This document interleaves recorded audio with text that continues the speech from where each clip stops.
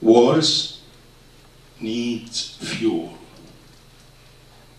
Fuel is dehumanization, demonization,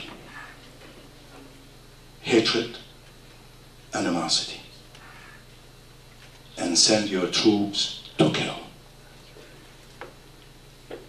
We got to stop this war. But Baghdad became a city of walls, a ghost town. Used to be 1001 Nights city, where Shirazad used to tell her stories. Baghdad used to be called Dar es Salaam, the city of peace.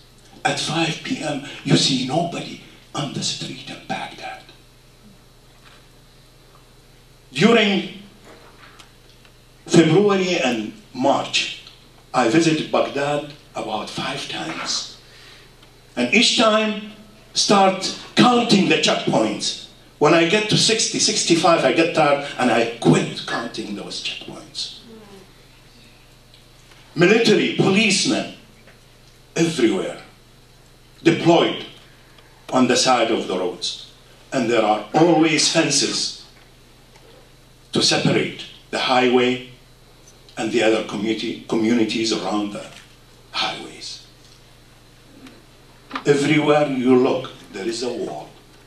Maliki, the prime minister, once publicly said, I don't like those walls in my capital.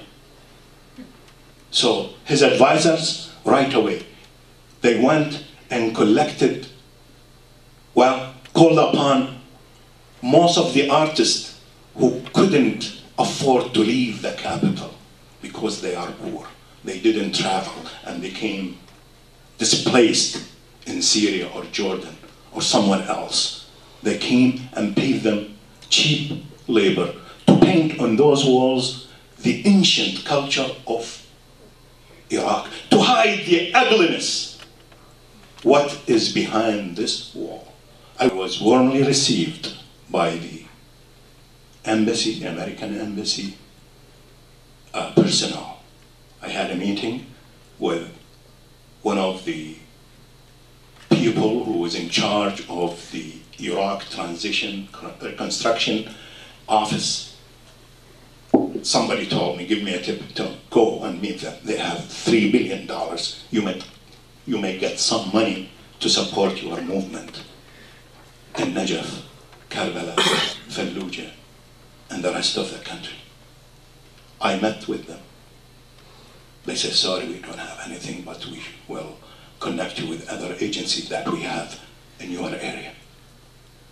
At the time of the lunch, they insisted to take me and buy me lunch. And I came here. It used to be the palace of Saddam Hussein, the Republican palace. And I looked, it's Mystic Lake seafood buffet. You remember in Wednesdays I used to take my family and go there? All kind of food. And I was craving for this food. You remember Sinbad's at Nicollet Avenue, 17 blocks of all kind of ethnic food? I didn't have much choices in Najaf to eat.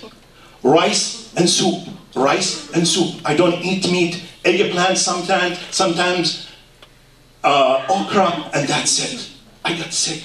I lost lots of weight. And here I see abundance of wealth of food, like 14 types of apples, pineapples, bananas, mashed potatoes. I mean, you just ask your genies what you want and it's there.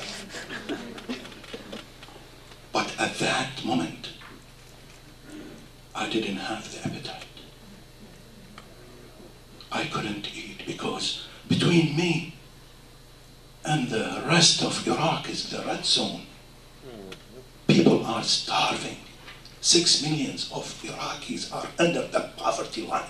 The families of those people cannot make $1.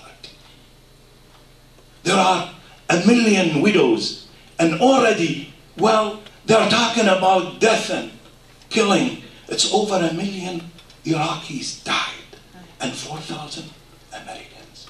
We should remember always that. And how many injured, maimed?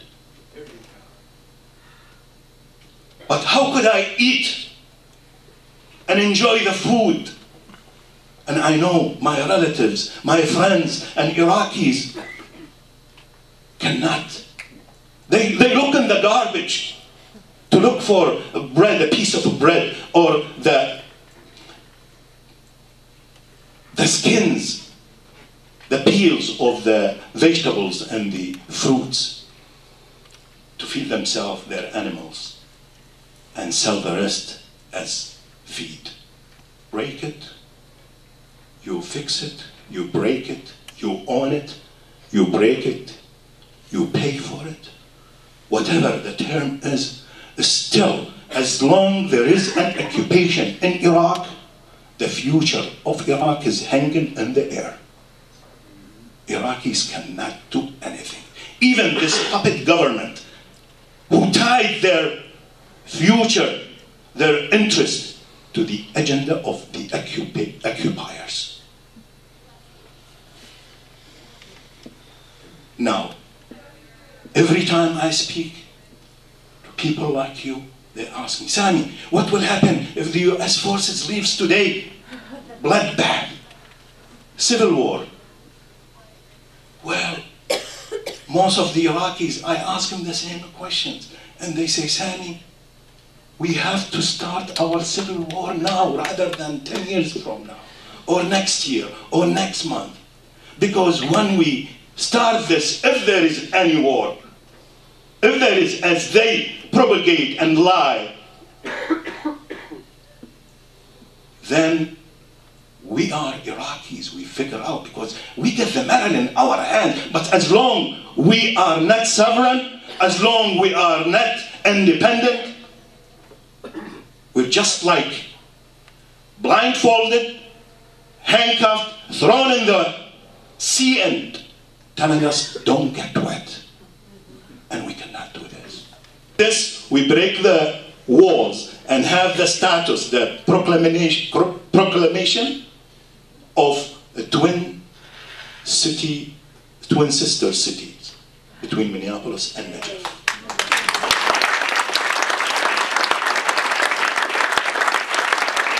So we got those who are representing the people of Najaf in Najaf City Council come here and get training, support, and tell them that we don't want to see wars. The war should stop. And by this action, I hope we isolate the administration or the next presidents who will insist to be in the course of war. We got to do it. We are the people.